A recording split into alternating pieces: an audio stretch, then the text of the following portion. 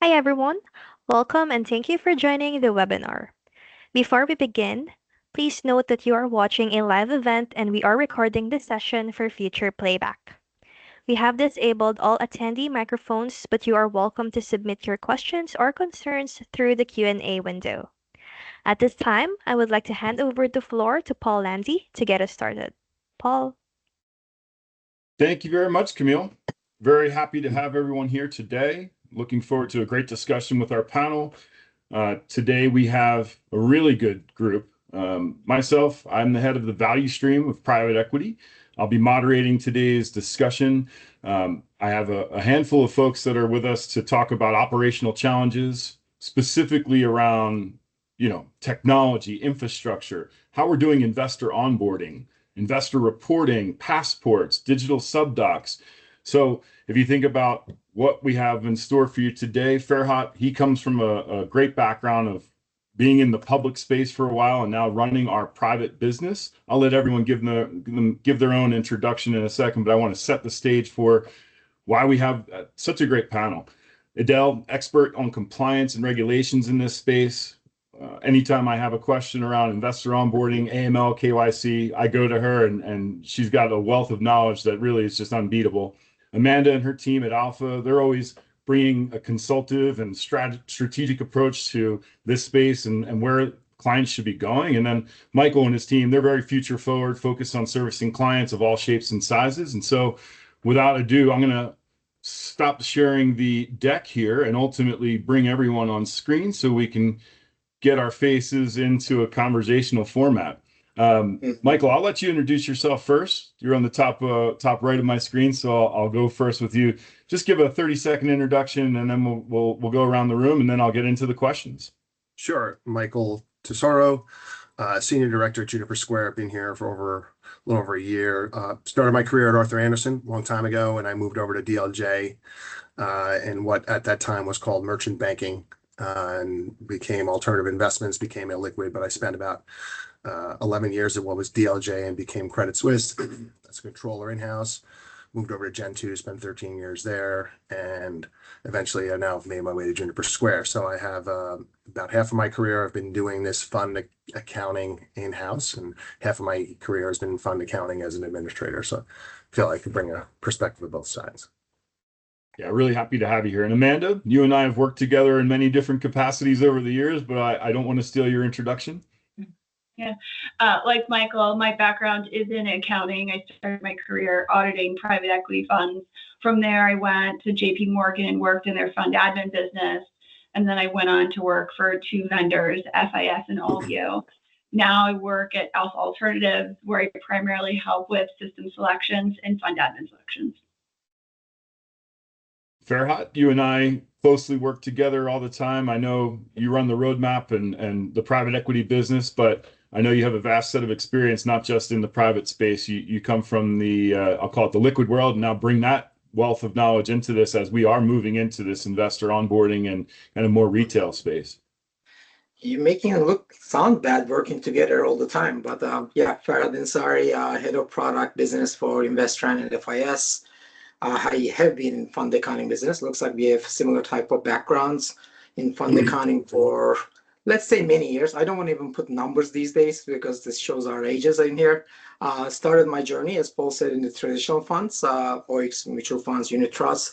But recently, I guess I wanted more commitment, so I moved into the private equity space. Here's a private equity job for you guys, which is perfect, actually. My background for this webinar, I'm seeing similar type of activities, deja vu, what's happened in the traditional space is now happening in private equity, especially with retail investors coming into our industry. Great. And through our recent acquisition, Adele's become part of the FIS family. If you can give yourself an intro. Yeah, delighted to, Paul, and good morning, good afternoon, everybody. Delighted to participate alongside my fellow panelists. My name is Edel Brophy. As Paul already alluded to, I work on the product side, but with the governance, risk and compliance lens, which I've worked in for over 20 years, supporting top tier one financial institutions, having worked in financial institutions themselves, but also worked in one of the big four, and then with a particular focus around RegTech and ensuring that the automated controls, the regulatory requirements are inbuilt within our products. So obviously attuned to meeting Farhat and Paul's mandate. Thank you. Thank you. Yeah, so I think we're going to start off with technology and infrastructure, thinking about some of the projects that I've been on: blockchain innovation, different investor onboarding projects where we've tried to create investor passports or digitizing subdocs. Farhat, I think I'm going to put you on the spot first. What are the biggest operational challenges that we've been seeing when adapting private fund platforms to this retail investor for them to have access and just make it a seamless kind of integration, right? Yeah, I mean, the retailization, let's call it, in the alternative is super exciting, right? But when we really get into the details, fundamentally it reshapes our operating model for private markets. Historically, private markets were built and focused on smaller number of very sophisticated investors with very, very long lockups. And these days, the lockups are even getting longer and longer. Again, that's a different problem, different story. But retail introduces what? New scales, new behaviors, new oversights.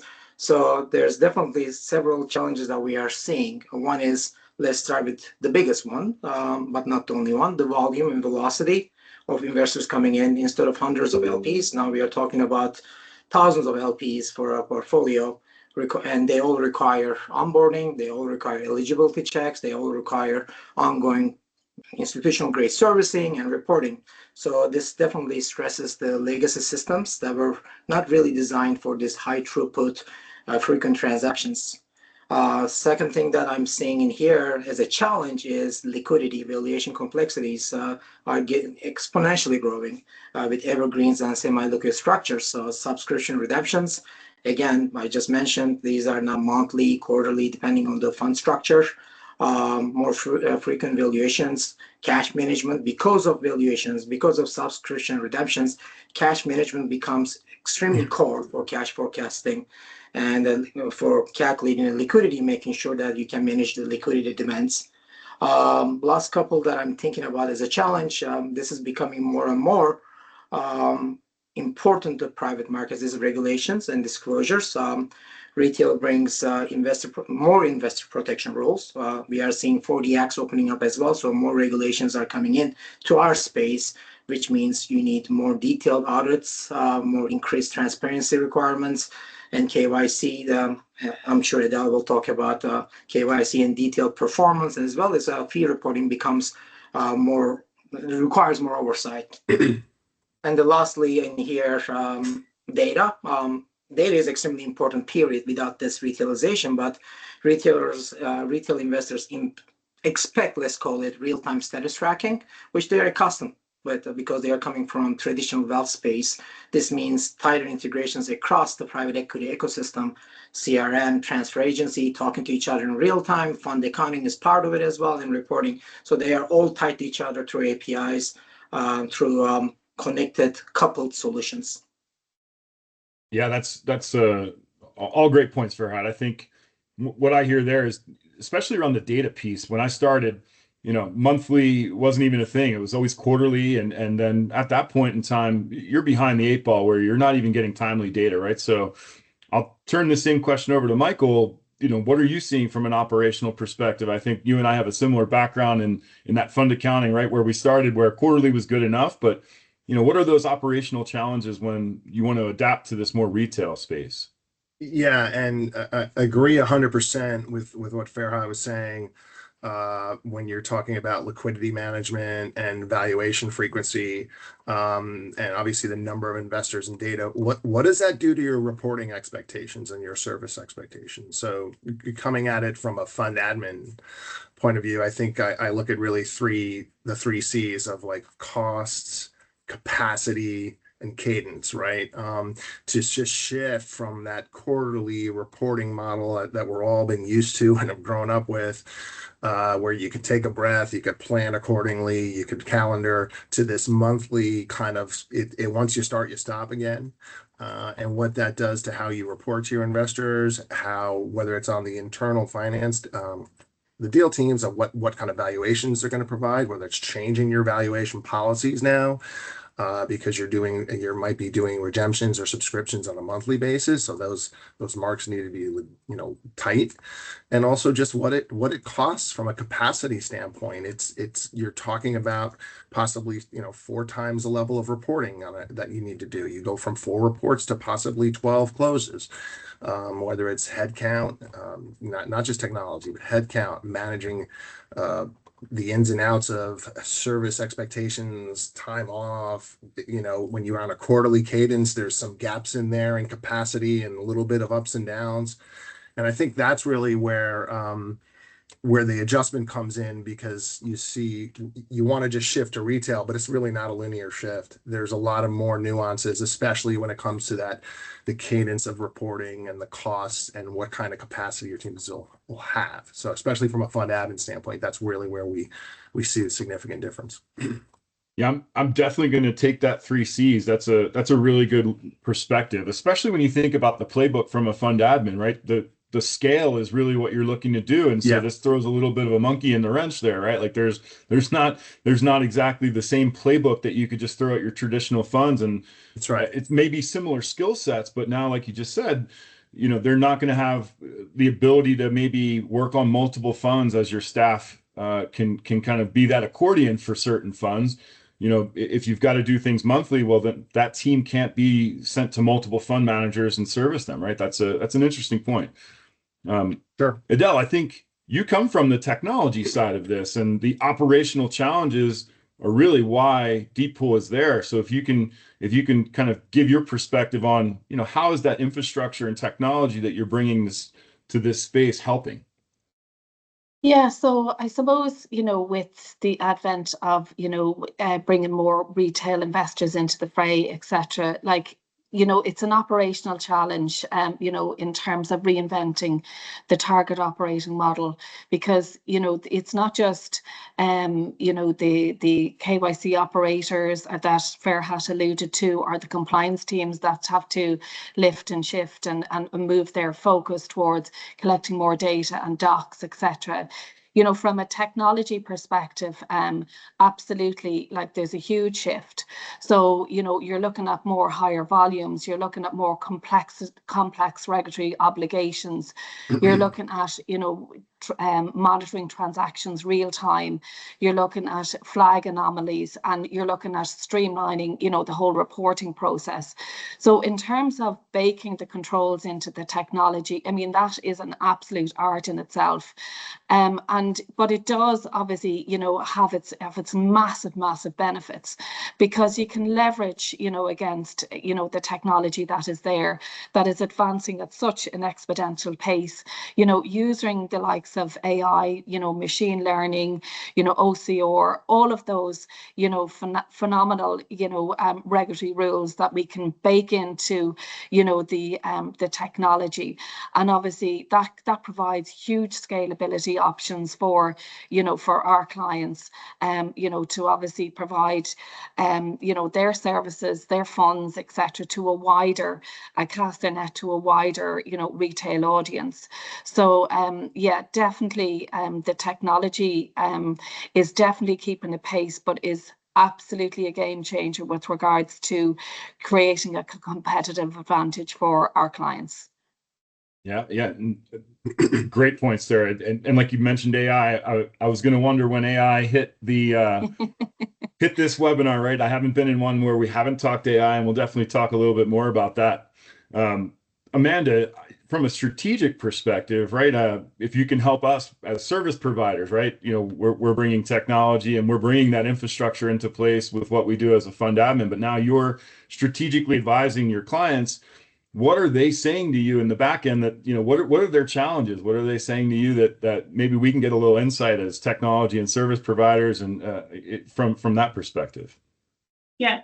Well, nobody purchases all of their technology at once. And so that's the biggest challenge as people want to implement new strategies, that they'll come to us. And first, what we try and help them do is look at their current state operating model and then where they want to go.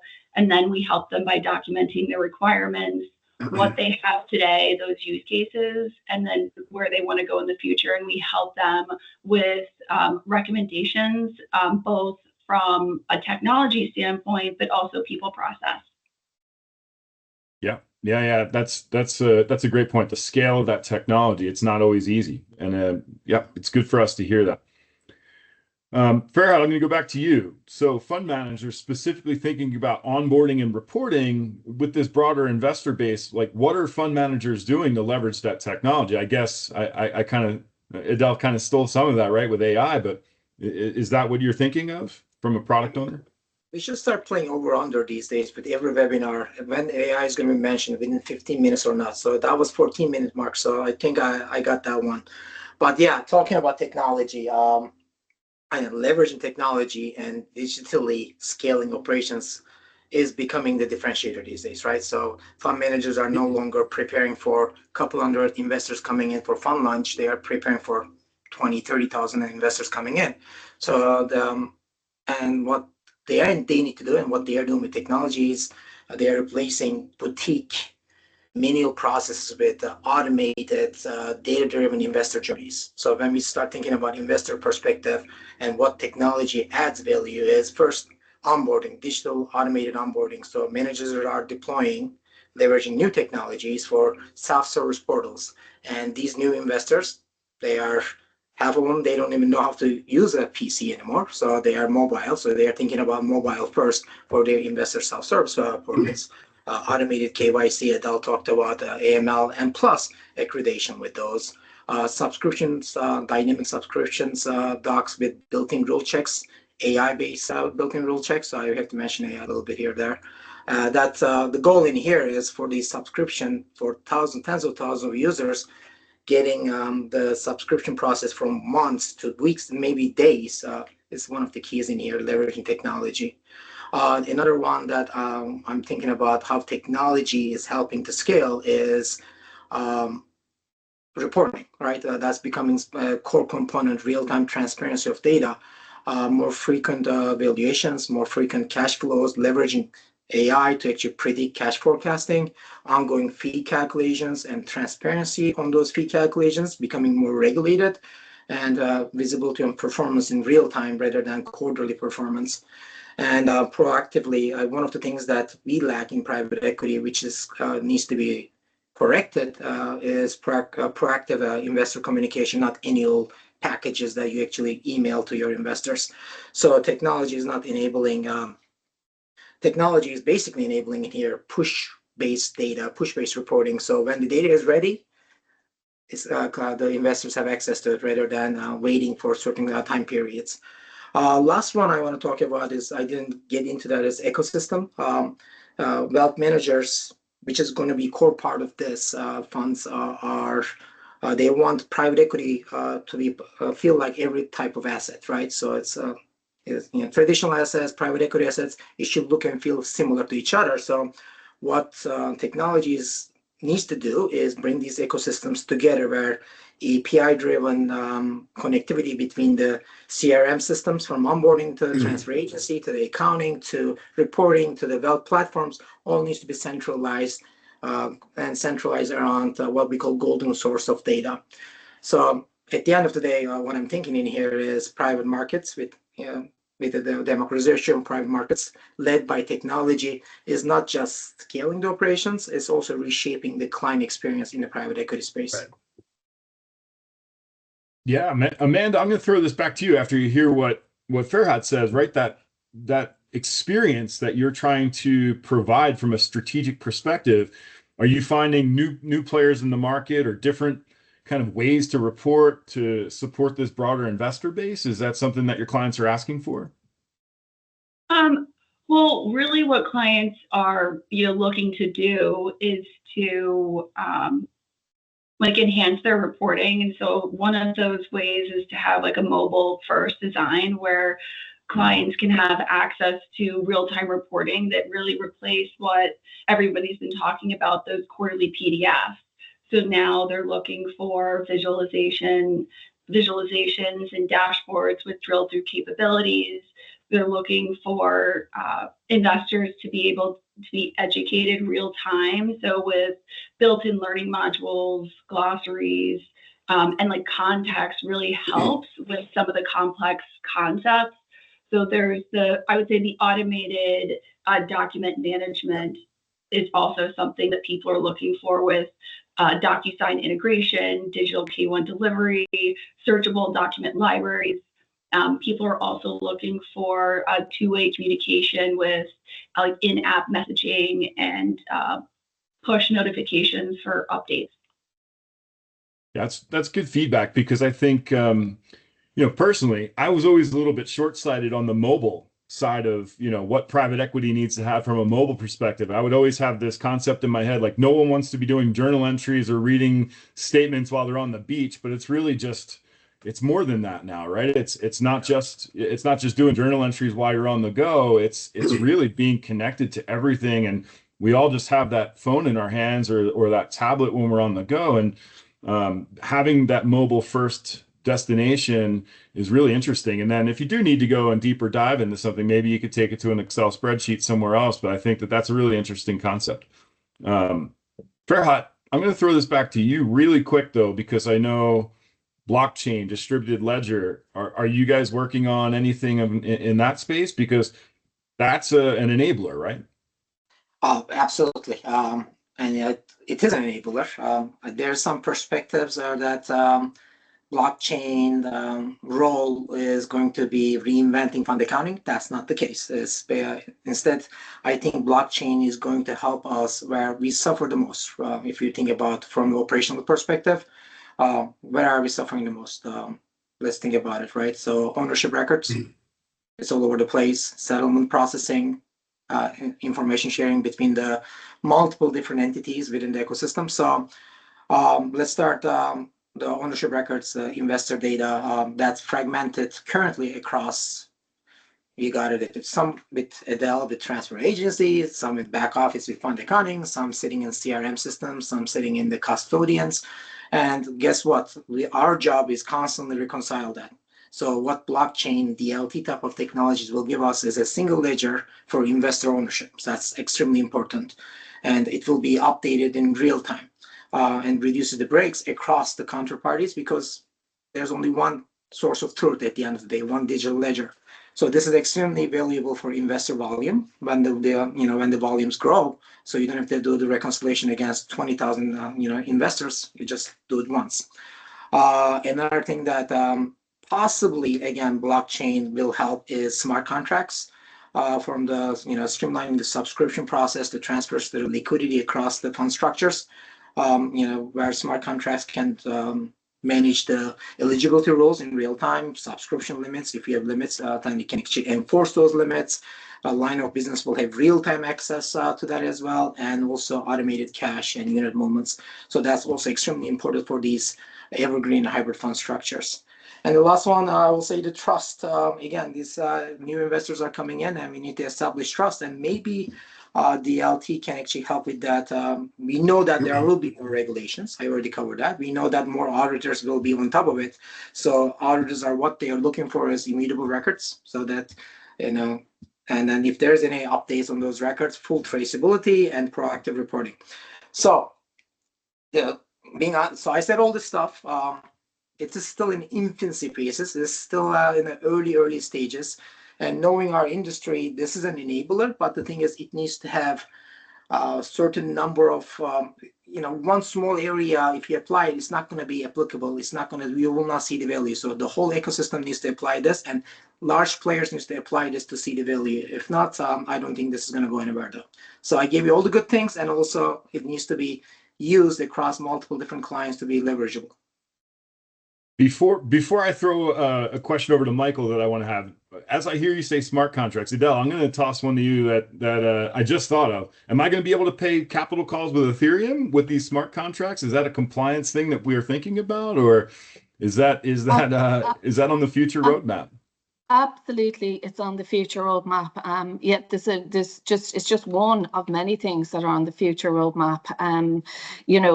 Absolutely, it's a prerequisite. Other things that we're looking at on future roadmap are things like, Amanda alluded to it, in terms of real-time communication, like chat box, concierge, looking at, say suitability statements that are in plain English that, reach this broad audience and make sure that, that may not have the financial literacy of the traditional investors that we're used to engaging with.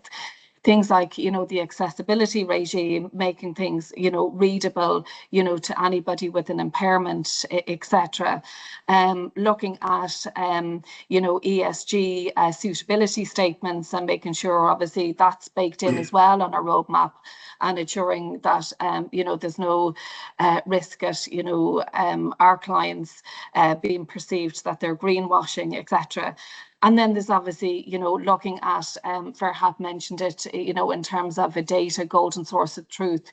And we're looking at data and doc requirements, around disclosures and data frameworks, etc. So there's just so much that is obviously is on our roadmap going forward. The list goes on.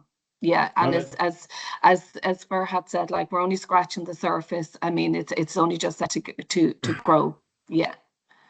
Yeah, and I guess that just goes right into my fears. Data privacy, cybersecurity, that's an evolution. PII has always been a thing. Michael, that's got to be of utmost concern for you as you service so many clients. How are you guys thinking about that? Yeah, it's a real challenge because not only are you at a basic level, you have a lot more, right? A larger attack surface for cybersecurity, right? Like, there's significantly more investors.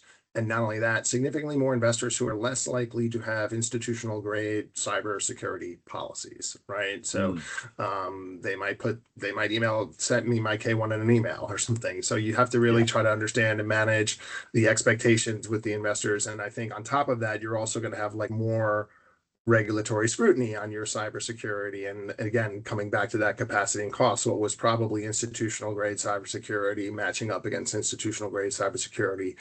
Now that team has to be significantly larger on your side, and also, for lack of a better, every day doing something and checking. Whereas it used to be, when we're going to have wires, when we're going to take new investors in, now it's going to be an ongoing process, because you're going to just have so many, identities to identify, and making sure that you're not dealing with any fraud or scams. And the regulatory is probably going to increase around that. So it's just, preparing for that on all levels. And I guess one of those conduits is, sticking with you, Michael, the investor portals, right? You service a leading investor portal. Are you bridging that gap here for retail with that portal? Yeah, and I think that there's a lot of, we talked about, Amanda mentioned mobile, from a portal standpoint. I think the most important thing, yes, we have the cybersecurity, but that's always there. But with regards to retail, really making it more about the investor journey. I dated myself. When I was at DLJ, we stuffed envelopes to send out the quarterly reports. So that's where the evolution of the portals come from. And then when you think about portals 20 years ago, we all know what those initial portals were. They were accountants giving information to accountants, right? It wasn't really very pretty. It was nothing fancy. And I think now, in the past few years, I think all portals have done a good job with their dashboards and their interfaces. But I think now it's getting next level, where your investor portal dashboard looks like your Citibank access, or your brokerage access, or your FanDuel access, just any sort of like user interface that's easy, identifiable, and able to really be about the investor experience. So I think that's by far the most important part of that. But also, like we said, real-time notifications on the mobile side of it, which is just a world that I think we never would have thought would be real on this. And also, coming back to that famous word of AI, I think this is where you're going to start seeing AI on the portal side, embedding technology and trying to create this seamless investor world between the accounting data and the investor data and the tax data and everything. And I think that's where and even plugging into the banks. So I think that's where you're going to see these portals now have kind of gone from delivering the mail to, okay, here's their cash flows, to now this full like self-service interconnected, like this is my world here. You just made me twitch a little bit and have almost like an experience from 2006. One of my mentors, Brian Schlenk, and I used to have to sit in our office until wee hours of the night, stuffing Iron Mountain boxes and envelopes. And I just had a little bit of a memory and a flashback of that. And I guess that's really where the investor portals really change things, right? Amanda, you have a similar experience, right? Your background comes from I don't want to date us here on how long we've been doing this, but JP Morgan and some of your experiences, right? You need to have a portal, right, Amanda? I mean, that's what you advise on your clients now, right? Correct. You need to have a portal, and then not only do you need to have a portal, but the key is having unified data systems where teams share common CRM and investor databases. And this is going to allow for consistent messaging, avoid duplicate outreach. I actually just saw a demo last week of Juniper Square's CRM capabilities as it's integrated with their portal. And their AI also, now they have AI there that what it does is it allows users to see all of the historical emails that have been sent to investors. So you can go in and see what has been previously communicated, what you need to know about that investor or that contact. It really allows for sync between marketing, operations, and other teams when you're talking about outreach. So now it's not only about a portal as a document repository, but a way of communicating with investors and their contacts. Yeah, that's huge. I think this all starts to move into compliance and the regulatory side of things too. Adele, I'm going to lean on you here for the next few questions because, I know your expertise is deep here. And how are these compliance teams adapting to this increased scrutiny that they're going to have and the regulatory requirements for these retail-facing alternative funds? Yeah, so I mean, essentially, it's been mentioned a couple of times in terms of looking at the operating model and who has a touch point to what. It's also Amanda has mentioned it at length in terms of the investor experience, etc. So it's absolutely just building out a framework around the regulations, and it's actually breaking that down, and it's actually saying, okay, what is our new control framework? What is the inherent risk, and what is the residual risk that we need to manage? What is the regulatory footprint across all of the regulations? So we have federal level, and then obviously we have state rules in the US, and where they actually intersect and where they actually differentiate. And it's actually breaking that down into a manageable format and looking at, okay, what is it? And it is quite it sounds quite simple for how to lead it to and I said it again around that golden data source. What is the data we need to procure? What are the documents we need to procure, and how we actually utilize those and push them through the system. And there always is that dilemma between regulatory compliance and obviously return on investment, and making sure that the investment returns match the input that you put into your infrastructure and your technology, etc. But it's, and Michael also mentioned it as well in terms of, we've come up against a number of other regulatory compliance obligations, such as InfoSec, PrivSec, DataSec, etc. And all of those need to be met. We also have, AI compliance in terms of, AI bias. Farhad mentioned it around, we're bringing AI into the equation now. So it's not just traditional regulatory rule sets that we have around, you know, investor protection, data protection. We now also have, you know, all of the technology, you know, regs, as I said, InfoSec, PrivSec, etc. We have the AI regulations, we have the cross-jurisdictional regulations as well. So it literally is not just a one area of regulatory focus that the regulatory compliance teams need to look at, even just through the FinCrime lens. It's looking at a cross-section of regulatory compliance and how you actually stay, you know, ahead of the game with regards to that. And the key to it is, it's knowing your controls, knowing those controls are managing that residual risk, and knowing that you have got what you need to do in a good compliance register, automate the hell out of it as much as you can, data docs, etc., that data congruence, that data convergence, and then look at the reporting requirements off the back of it. And then when, you know, the regulators come in, if you have a clean set of data, it's doing what it should do, you're communicating with your investor the way you should be communicating through your through your portals, etc., and making sure, I mentioned about like the likes of the accessibility regimes, and making sure everything is there, that it's foolproof. That is the art of the possible, and that's something that we're really, really good at. Every time I speak to you, I feel like I'm getting a free masterclass in compliance. So I'm going to stick with you. What are there differences in KYC and AML between, you know, what you need to do for institutional or retail investors in this space? Is that something that has a difference, or is it just nuanced, or a little bit of a, you know, it's the same, if you can educate us on that? Well, yeah. So, I mean, you know, in theory, what you would say, you know, onboarding a retail investor can be very much straight through processing. So, you know, you're looking at identification and verification, you're looking at your one-on-one, so your, you know, your photo ID, and then obviously, you know, procuring information around addresses, etc.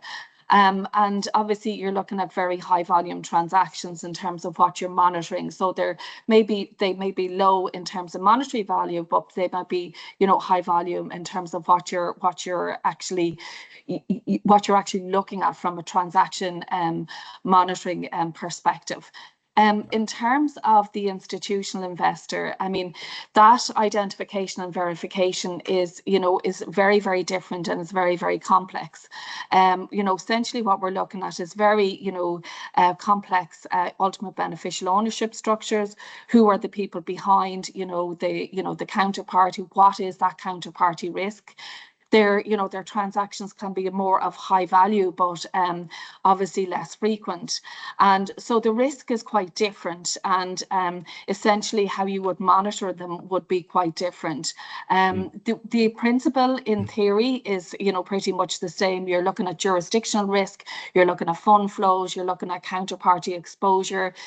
And then in just to, you know, to add to obviously institutional investor risk, you're looking at very, you know, complex, you know, financial instruments that can obfuscate and obscure, you know, financial crime, such as, you know, offshore structures. And, you know, and this is where, you know, definitely, you know, looking at the data, and that, you know, looking at triggering kind of deeper scrutiny into that data to, you know, to try and surface out, you know, where the, you know, where your risk is from a, you know, a regulated institution perspective. I mean, definitely, you know, the retail seems pretty much more simpler than the institutional investor. Yeah, it sounds like volumes, similar process, more volumes, right? That's a good summary more there. complicated structures, and and you know, with the likes of your, you know, your retail investor client, I mean, obviously you're looking at, you know, the likes of politically exposed persons. Of course, you're looking for caps for you know, an institutional investor, you know, pertaining to an entity, etc. So yeah, definitely the risk assessment is based on geography, transaction behavior, and looking at the source of funds, etc. But in terms of the alerts, they are quite different in terms of transaction monitoring. Yeah. Thank you. Yeah. So, Michael, I think we all dodged a bullet a few years ago, right? Where we were going to get all kinds of new reporting on top of ILPA with the SEC. Do you see the SEC getting involved here, evolving with their retail access, kind of scrutiny on private funds? Is there something that we or our fund managers should be preparing for around new SEC regulations? Is there anything you're seeing on that landscape? Yes. So I think that the SEC has already kind of dipped its hands in. You have Form PF. We've now seen amendments to Form PF. I think that you're going to find that the SEC, especially in the marketing, SEC really took a big interest in marketing private funds a few years ago, and you talked about dodging the bullet. But whether or not, for the retail side of things, the suitability versus best interest and that regulation of what's in the best interest of investors is obviously kind of subjective, but I think that will be more dug into and have to be evaluated and substantiated with like proof and evidence. But I do think you're likely to see more data, more real-time risk-related data needing to be provided to the SEC. And obviously, we talked about cyber security stuff and other items, and Adele touched upon that's going to increase. But my real question lies in, as the private markets become more and more like the public markets, do we see the same regulation in the private markets? When you think about how strictly regulated the public markets are, Section 20 broker dealers, all of that reporting, queues, all these things on a quarterly basis. I'm not saying it's going to happen, but it is a question of where will it start to dive into what we see in the public markets a little bit. We've already tried that with Form PF. A lot of the data on Form PF is outdated, right? Now they're moving it to like June, I think. So I don't have the answer. The answer is yes. I think the real question is how deep will the SEC go as these retail and evergreen and open-ended funds? You're seeing a lot more of it now in the private credit space, which is big in the world. Like, how far will the SEC go with their regulation of this, and will it mimic public? Probably not, but it might start to head that way. Farhad disagrees. I don't think it's going to get there. I don't think Michael is going to get there. I think private equity has very strong lobbyists out there to control that. So, and that's how they were able to dodge the bullet on the 2 years ago. But I think likely, and I agree, they're not going to go that far, but I think it will nudge a little more in that way. They'll probably have to meet somewhere in the middle. More regulations definitely coming. Yeah, more regulations coming, but not at the same level as the traditional markets. Right. Amanda. Exactly. No, I was just going to say there's not systemic risk within private markets the way that you see in some of the public markets. And so that's really why I don't see it going as far as the public markets. I do think Michael's right in the fact that regulators are going to try and push for more regulations to help with risk. But I hope it doesn't go as far. I don't think that it will, though. I don't think it will either, and I hope it doesn't. I think with what happens with this First Brands thing recently this week may open eyes a little bit on the private credit side. If you have these, stories that come out, it just, like I said, it opens the eyes and says, hey, we should take a look at this a little further, because that's a private market that is being exposed. So. When you think about a strategic consultant's look at this world, though, Amanda, how are the fund managers ensuring that there's suitability and risk disclosures, and they're effectively communicating that to those that aren't necessarily professional investors? One of the ways that they're doing that is through layered disclosures. They're starting out with simple summaries that allow investors to really dig, go into like a more detailed communication. They're starting with like visual communications and using infographics, risk metrics, comparison charts that are used to really replace dense legal text. Like someone said earlier too, they're really thinking in terms of plain language requirements, mandating that all materials pass readability tests, such as having language be at an 8th grade reading level or below. And that's just simply to say that when you're tired or when you're going through all these materials, it helps to have something in a more plain or simple language.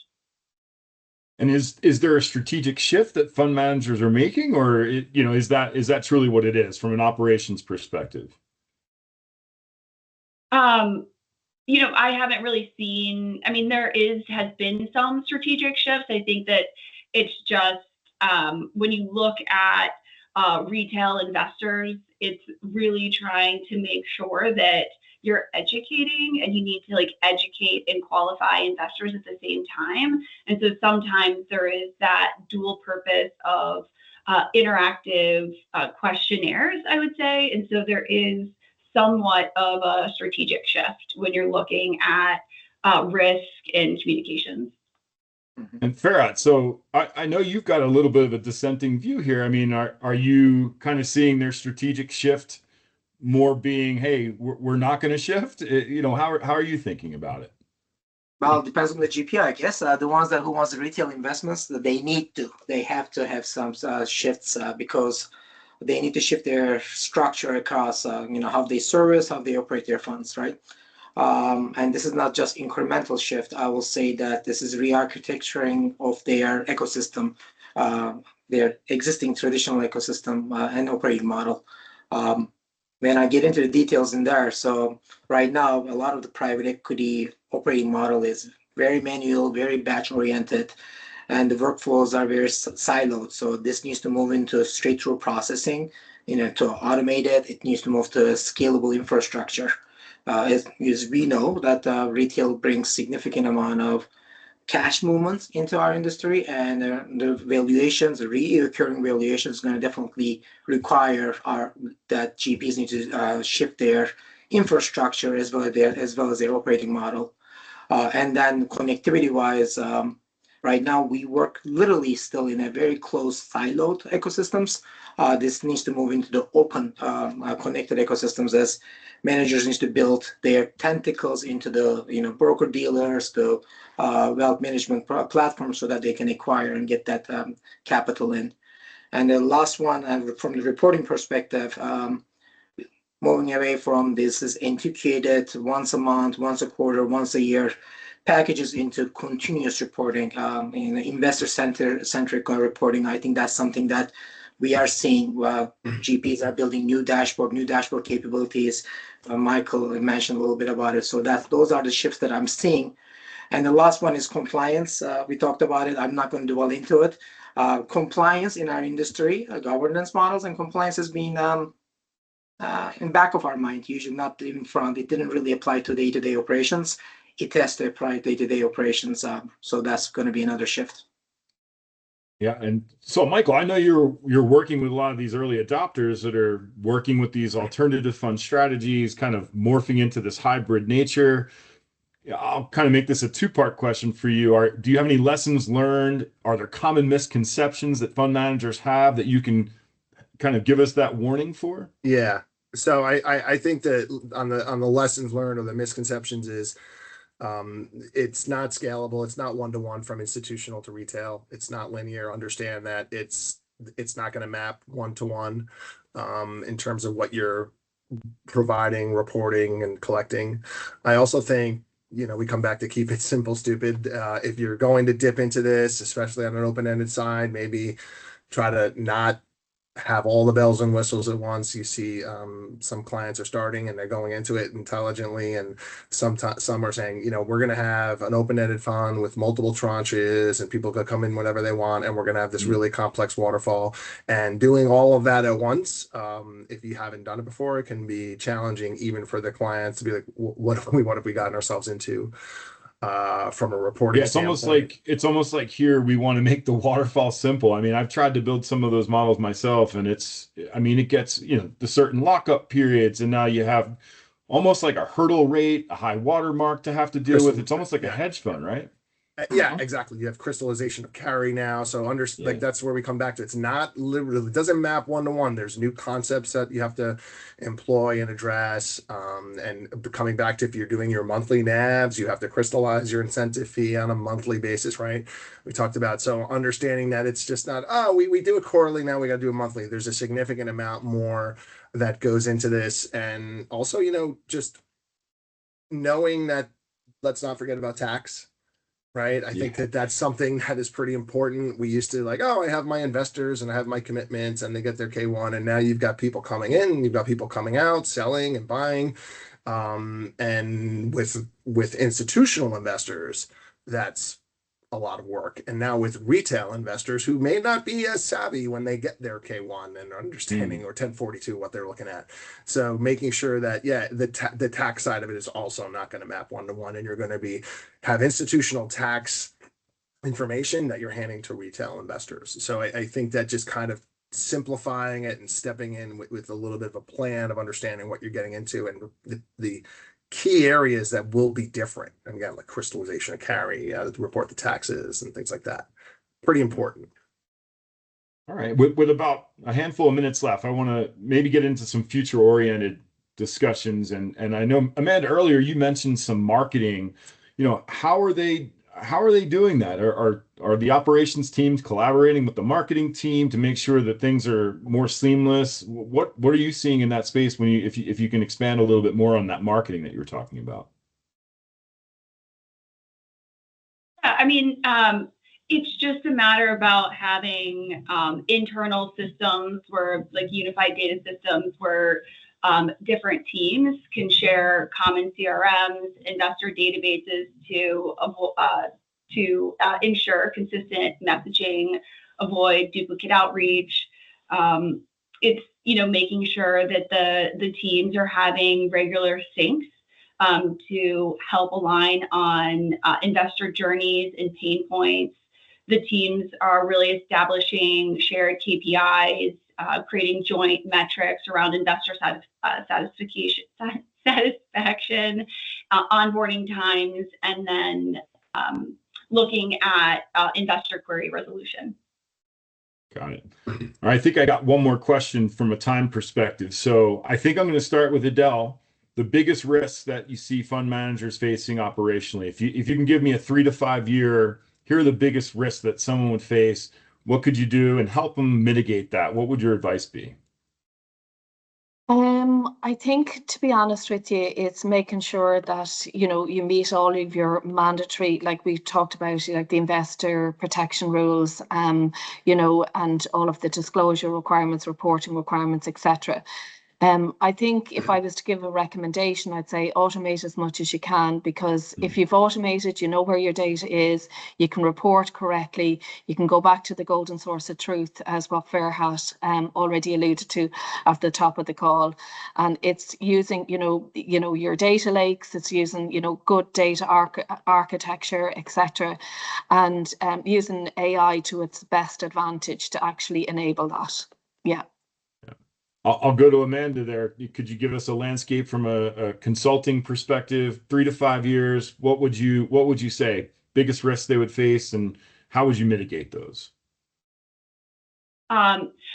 Biggest risk is when we look at the rise of AI is data. When you think about your strategy on different systems and then looking across multiple systems, making sure that your data is clear, consistent, thinking about not only investor stories, but your user stories, who's entering what data where, golden source. So the biggest risk is not thinking about that upfront and then reassessing, I would say, on an annual basis to make sure where you're going, your current systems align with it. I'll throw that same question to you, Ferhat, to look at that 3 to 5 year perspective, and then what can we do to mitigate that risk? I'll change the perspective. One of the biggest risks is we cannot stick with our old ways. We need to update, we need to change, and we need to use technology. That's one. From the GP's perspective, my biggest worry is all this capital is coming in. Right now, dry powder is about $5 trillion or so within our industry. More cash flows coming in. Where is this investment going to go, and is going to impact the returns? Because the value of private equity is the returns, longevity of investments, and returns within that. Are we going to be sustaining, or are we going to be basically similar to traditional markets, and then there's no differentiation? So that's one of the risks that I see. Again, not technology perspective, but from the business perspective, how do we differentiate ourselves from others, right? And Michael, I'll let you wrap this up. This has been a great discussion. I really appreciate everyone's time today. Thanks for those on the line listening. But Michael, if you can summarize, what do you see in the next 3 to 5? Well, I think from what we're going to see in the next 3 to 5, and everyone here has touched upon AI, the role it's going to play in onboarding, the role it's going to play in predicting your capacity, the role it's going to play in regulatory reviews and scrutiny. If I'm running this from just a plain risk standpoint, I like what Ferhat just said about like our old ways. I'm worried about 3 things, really. I'm worried about regulations, I'm worried about just volume, and I'm worried about liquidity. And it comes back to the 3 things I said. I'll say it again, right? Cost, capacity, and cadence. I love it. That's it. Like, so because at the end of the day, where you're going to have issues is there's a lot happening at once. And also for me, from the admin standpoint, that that monthly NAV compression, what happens when somebody calls me and says they want a biweekly NAV?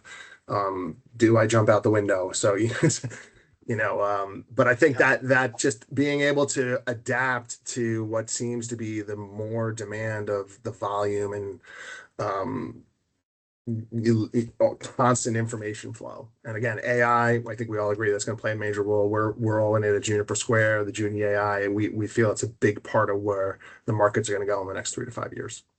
Michael, I ask you this question, and I hear this all the time. I mean, biweekly NAV, you said, right? Fine. How accurate that NAV will be, to be honest with you. So that's my biggest worry is it's just how do you value those assets? If into private equity, these are real estate assets, different type of assets. How do you value them biweekly? It just doesn't make sense to me, to be honest with you. That's right. I could argue how accurate is the monthly NAV going to be, because you're not going to go, especially if you're dealing with a little bit more illiquid assets or real estate or private credit that's backing real estate. So I think that's going to come back to the scrutiny of where these NAVs are coming to. But you're 100% right. But somewhere along the way, someone's going to say, I'm bringing an investor in for a lot of money in mid-October, and I need a NAV. Yep. So, and we get ready for it. We could do it, but to your point, okay. So I think they're probably, I think maybe Adele mentioned, there's probably going to have to be some guardrails around how some of this works. Yeah. There's not going to be as many comps, especially in that real estate space, right? It's going to be very difficult, especially if you're going through real estate transformation and now you haven't even fit out those buildings in the middle of October. How do you value that long term? Yeah, you're also getting away from the whole concept of private investment, where it's not something that I need real time. It is a little bit of a hold strategy. So, yeah. Perfect. This was great. I really enjoyed talking with you all. Camille, I believe we have a slide that shows our upcoming webinar on November 5th. I don't see it on my my queue here to post onto the screen, but I'll put a plug in November 5th. I hope to have Ferhat there. He's expecting another daughter, and he might be bailing on me. And so congratulations are in order for Ferhat. But I know November 5th, you'll get if you're here today, you'll get a link online to share that and join. And hopefully I have Ferhat and some of our other friends joining again. But congratulations are in order. Here we go. I think the deck's available to share. 1 second. Should pop on screen. But thank you everyone for attending today. I really appreciate your time. We'll leave you with this deck on screen so you can see the plug for our next event. Thanks, Camille. I appreciate it. I've got control now. There we go. So our next event, November 5th, the rise of private credit. Ferhat, hopefully, possibly our other colleague Ronan, but Bill from Alpha, Steve from Petra, and again, myself hosting. So if you're interested in some bad jokes, stop by November 5th. Appreciate it. Thanks everyone for your time. Appreciate it. All right. Thank Thanks, you. everybody. Bye-bye. Bye-bye.